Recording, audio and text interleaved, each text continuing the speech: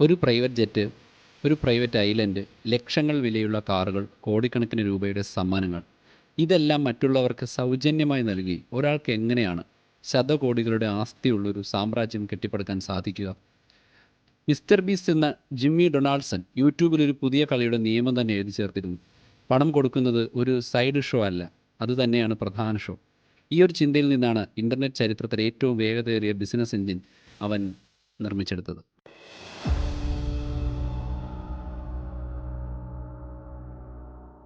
നമ്മൾ ഇന്ന് കാണുന്ന യൂട്യൂബ് അല്ലായിരുന്നു 2012 യൂട്യൂബ്. അതൊരു പ്ലാറ്റ്ഫോം എന്നതിനേക്കാൾ ഒരു നിയമവും ഇല്ലാത്ത കാടായിരുന്നു എന്ന് വേണമെങ്കിൽ പറയാം. ഒരുമാതിരി കോലാഹലം പിടിച്ചൊരു സ്ഥലം. അവിടെ ഗെയിം കളിക്കുന്നവർ കാൾ ഓഫ് ഡ്യൂട്ടിയുടെ സ്ക്രീനിൽ നോക്കിക്കിടന്ന് ഒച്ച വയ്ക്കുന്നു. ബ്യൂട്ടി വ്ളോഗർമാർ സ്വന്തം ബെഡ്റൂം ഒരു സ്റ്റുഡിയോ ആക്കി മാറ്റി മേക്കപ്പ് ഇടുന്നു.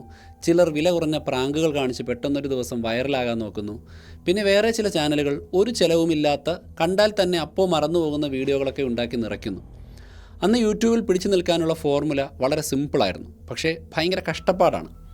ഏതെങ്കിലും ഒരു വിഷയം എടുക്കുക, അതിലൊരുപാട് വീഡിയോകൾ ഉണ്ടാക്കി പോസ്റ്റ് ചെയ്തുകൊണ്ടേയിരിക്കുക, എന്നിട്ട് അൽഗോരിതം എന്ന ദൈവം കനിയാൻ വേണ്ടി പ്രാർത്ഥിക്കുക. അതൊരു ബുദ്ധിയുടെ കളിയൊന്നുമല്ല, മറിച്ച് ക്ഷമയുടെയും കഷ്ടപ്പാടിൻ്റെയും ഒരു യുദ്ധമാണ്. ഈ ഒരു ബഹളത്തിനിടയിൽ ഫിലാന്ത്രപ്പി അഥവാ ജീവകാരുണ്യ പ്രവർത്തനമൊന്നും ആരും മൈൻഡ് ചെയ്തിരുന്നില്ല. വല്ലപ്പോഴും ഒരു ഐസ് ബക്കറ്റ് ചലഞ്ച് അല്ലെങ്കിൽ ഒരു ക്രിസ്മസ് ഫണ്ട് പിരിവ്, അത്രയൊക്കെ ഉള്ളൂ. അതൊക്കെ ആത്മാർത്ഥമായിരുന്നിരിക്കാം, പക്ഷേ അതൊരിക്കലും സ്ഥിരമായി ചെയ്യാൻ പറ്റുന്ന, ആവർത്തിക്കാൻ പറ്റുന്ന ഒരു ബിസിനസ് മോഡലായി ആരും അതിനെ കണ്ടില്ല. ഒരു നൈസ് പരിപാടി അത്രമാത്രം. അവിടെയാണ് ഈ കഥയുടെ ട്വിസ്റ്റ്. കാരണം നോർത്ത് കരോലീനയിലെ ഗ്രീൻവില്ലിൽ ഉണ്ടായിരുന്ന ഒരു കൗമാരക്കാരൻ എല്ലാവരും കാണാതെ പോയൊരു പോയിന്റിൽ ലോകം കണ്ട ഏറ്റവും ശക്തമായൊരു കണ്ടന്റ് എഞ്ചിൻ കണ്ടെത്തി. അവൻ്റെ പേരായിരുന്നു ജിമ്മി ഡൊണാൾഡ്സൺ. നമ്മളിന്ന് അവനെ മിസ്റ്റർ ബീസ്റ്റ് എന്ന് വിളിക്കും. അവൻ ചോദിച്ച ചോദ്യം അതുവരെ മറ്റാരും ചോദിക്കാൻ ധൈര്യപ്പെടാത്ത ഒന്നായിരുന്നു. ഈ പണം കൊടുക്കുന്നത് ഒരു സൈഡ് പരിപാടി അല്ലാതെ അത് തന്നെ ഒരു പ്രധാനപ്പെട്ട ഷോ ആയാലോ? ഈ ചാരിറ്റി അല്ലെങ്കിൽ കാരുണ്യം എന്ന് പറയുന്ന ഒരു ആശയമല്ല, ഫിലാന്ത്രപ്പി എന്ന് പറയുന്നത് കുറച്ചുകൂടെ റൂട്ടഡാണ്. ഒരാൾക്ക് ഭക്ഷണം വേണമെങ്കിൽ അയാൾക്ക് ഭക്ഷണം വാങ്ങിച്ചു കൊടുത്താൽ അത് ജീവകാരുണ്യ പ്രവർത്തനമാണ്. പക്ഷേ എന്തുകൊണ്ടൊരു സമൂഹം പട്ടിണി കിടക്കുന്നു എന്ന് മനസ്സിലാക്കി അവർക്ക് കൃഷി ചെയ്യാനുള്ള സാഹചര്യങ്ങളും വെള്ളത്തിന് കിണറും കൃഷി ചെയ്യാനുള്ള മാർഗ്ഗങ്ങളും പഠിപ്പിച്ചു കൊടുത്തിട്ട് റൂട്ടിൽ നിന്ന് തന്നെ ആ ഒരു ജീവകാരുണ്യ പ്രവർത്തനത്തിന് കാതലായ കാരണത്തെ ഇല്ലാതാക്കാൻ ശ്രമിക്കുന്ന പ്രവർത്തനത്തെ വേണമെങ്കിൽ നമുക്ക് ഫിലാന്ത്രപ്പി എന്ന് പറയാം. അതുകൊണ്ട് തന്നെ ലോകത്തിലെ ഏറ്റവും വലിയൊരു എൻ്റർടൈൻമെൻറ്റ് കണ്ടൻറ്റാണ് അതെന്ന് അയാൾ ചിന്തിച്ചു. അവൻ ഒരു കാര്യം തിരിച്ചറിഞ്ഞു: ആളുകൾക്ക് ജീവിതം മാറ്റിമറിക്കുന്ന അത്രയും വലിയ തുകയോ കാറോ വീടോ ഒക്കെ കൊടുക്കുന്നത് വെറും ഒരു കാര്യം മാത്രമല്ല, അതിലൊരു ടെൻഷനുണ്ട്, ഇമോഷനുണ്ട്, ഒരു സിനിമ കാണുന്ന ഫീലുണ്ട്. ലക്ഷക്കണക്കിന് ആളുകളെ സ്ക്രീനിൽ പിടിച്ചിരുത്താൻ കഴിവുള്ള ഒരു തരം ഡ്രാമ. പക്ഷേ ഈ ഒരു കാരുണ്യത്തെ ഒരു ആയുധമാക്കുന്നതിന് മുൻപ് അവൻ ആദ്യം പരീക്ഷിച്ചത് സ്വന്തം ശരീരത്തെയും മനസ്സിനെയുമാണ്. യൂട്യൂബിലെ ജിമ്മിയുടെ ആദ്യ കാലഘട്ടം അത്ര സുഖമുള്ള ഒന്നായിരുന്നില്ല. ശരിക്കും പറഞ്ഞാൽ നരകമായിരുന്നു. 1000 വ്യൂസ് പോലും തികയാത്ത നൂറുകണക്കിന് വീഡിയോകളാണ് അവൻ അപ്ലോഡ് ചെയ്തുകൊണ്ടേയിരുന്നത്. മൈൻക്രാഫ്റ്റ് ക്ലിപ്പുകൾ, കമൻട്രി വീഡിയോകൾ, ചെറിയ പരീക്ഷണങ്ങൾ, അന്ന് വരെ വലിയ തോതിൽ സബ്സ്ക്രൈബേഴ്സ് ഉണ്ടായിരുന്ന പ്യൂഡിപൈയുടെ വീഡിയോ റിയാക്ഷനുകൾ, അങ്ങനെ പലതും ചെയ്തു. നൂറുകണക്കിന് വീഡിയോസ് ഇട്ടു. ഇപ്പോഴും കാണാം, പലതും ക്രിഞ്ചാണ്. പക്ഷേ അവൻ്റെ യഥാർത്ഥ പഠനം തുടങ്ങിയത് വിചിത്രമായ ചില എക്സ്പെരിമെൻറ്റുകളിൽ നിന്നാണ്. ക്യാമറയുടെ മുന്നിലിരുന്ന് 1,00,000 വരെ എണ്ണുക, ഡിക്ഷണറിയിലെ ഓരോ വാക്കും വായിക്കുക, 10 മണിക്കൂർ തുടർച്ചയായിട്ട് പെയിൻറ് ഉണങ്ങുന്നത് നോക്കിയിരിക്കുക. ഇതൊക്കെ എന്തിനാണെന്ന് നമ്മൾ ചിന്തിക്കും. സത്യം പറഞ്ഞാൽ ഇത് കാഴ്ചക്കാർക്ക് വേണ്ടി ആയിരുന്നില്ല, അത് അവന് വേണ്ടിയായിരുന്നു. അറ്റൻഷൻ അഥവാ ജനശ്രദ്ധ എങ്ങനെ പ്രവർത്തിക്കുന്നു എന്ന് പഠിക്കാനുള്ള ഒരു ക്രാഷ് കോഴ്സ്. ആളുകൾ എത്ര നേരം ഒരു വീഡിയോ കാണും, മനുഷ്യൻ്റെ ആകാംക്ഷയുടെ അവസാനത്തെ അതിരെന്താണ്, ഒരു ഐഡിയയെ അതിൻ്റെ ഏറ്റവും വിചിത്രമായ അറ്റത്തേക്ക് കൊണ്ടുപോയാൽ എന്ത് സംഭവിക്കും?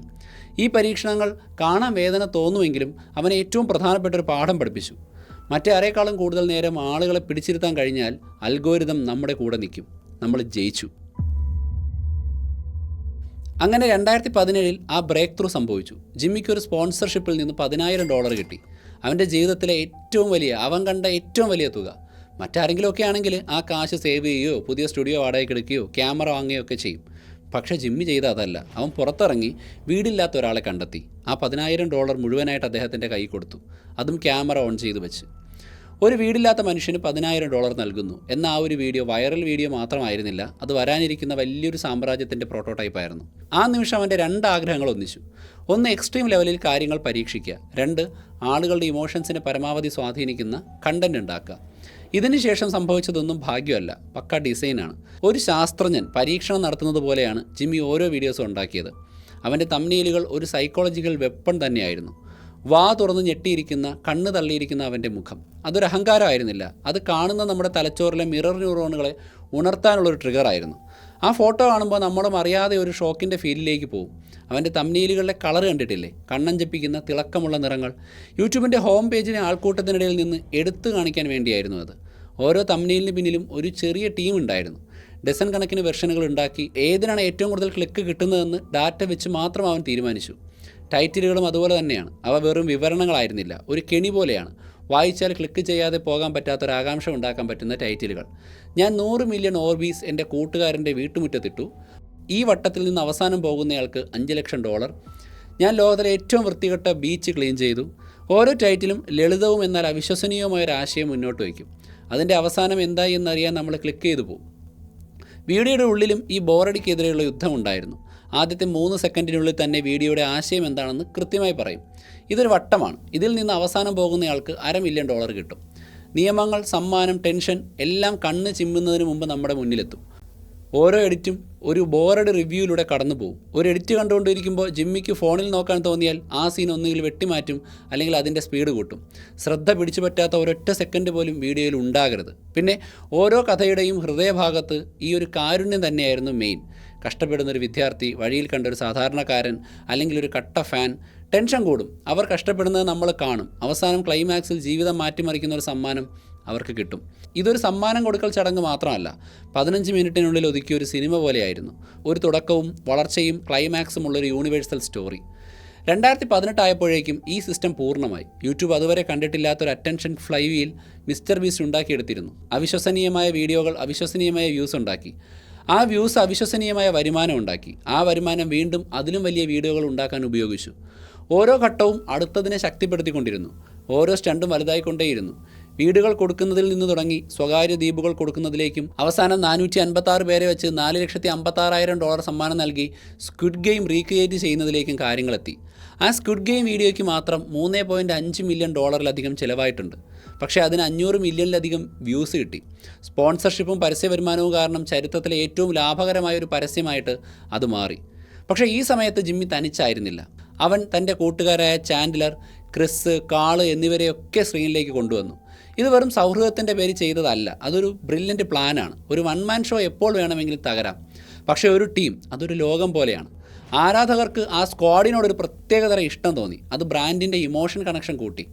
അതേസമയം അവൻ സൈഡ് ചാനലുകളും തുടങ്ങി. Beast gaming, Beast reacts, shorts, philanthropy, ഓരോന്നും ഓരോ സാമ്രാജ്യത്തിലേക്കുള്ള വാതിലുകളായിരുന്നു. പുതിയ തരം പ്രേക്ഷകരെ പിടിച്ച് പ്രധാന ചാനലിലേക്ക് തിരിച്ചുവിടാനുള്ളൊരു വഴി.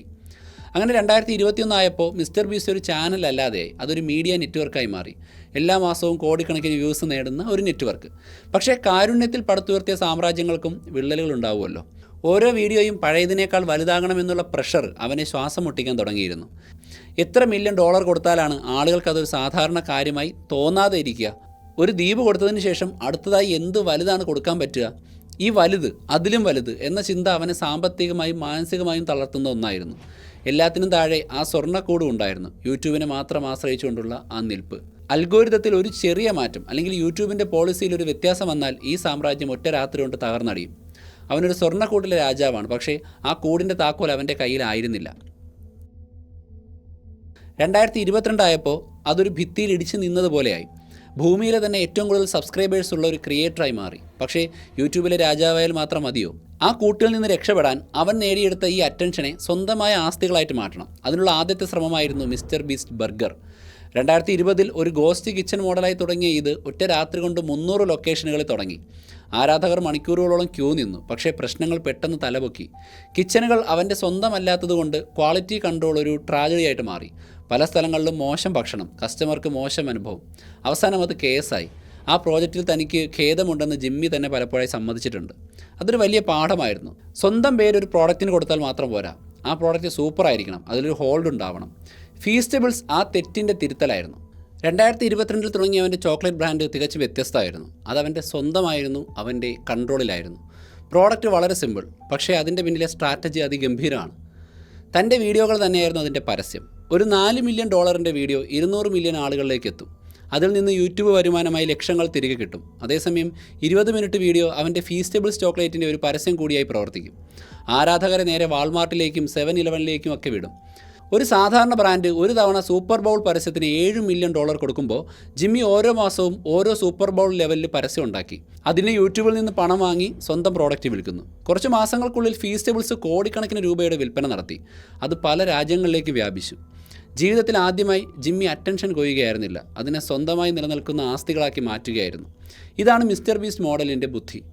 യൂട്യൂബ് അവൻ്റെ ഷോയ്ക്ക് പണം നൽകുന്നു, ആ ഷോ ജനശ്രദ്ധ നേടുന്നു, ആ ജനശ്രദ്ധ അവൻ്റെ പ്രോഡക്റ്റ് വിൽക്കാൻ സഹായിക്കുന്നു.